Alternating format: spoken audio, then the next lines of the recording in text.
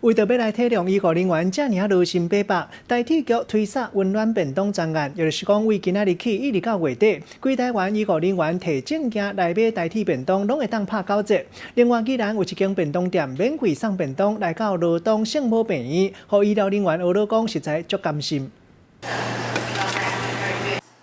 台铁便当牌伫道顶有排骨便当、毛咸猪肉便当，真侪乘客上火车进前拢来买便当来食。即马全国拢咧防疫，台铁为着添病院的医疗人员，为初九开始到3月底，萨大新便当专案出来，医护人员摕工作证去买台铁便当，得当拍9折。很好啊，很不错啊。对啊，我觉得大家为了共体之间呐，就是为了他们这个，我觉得应该要半价。 台铁的大心专案，民众拢感受到啊。另外，依然共看有便当店用行动来为医疗人员加油。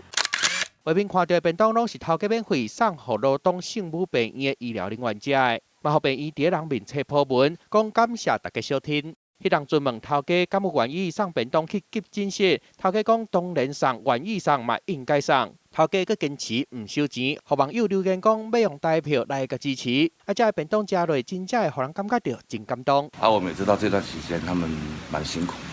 然后就突发奇想，就是说那我们就请他们吃个便当，自己有自己的力量，多尽一点嘛。医疗人员真尽心要顾好民众的身体健康，即马各界拢用家己的方式来个小敬，向医疗人员致敬。记者综合报道。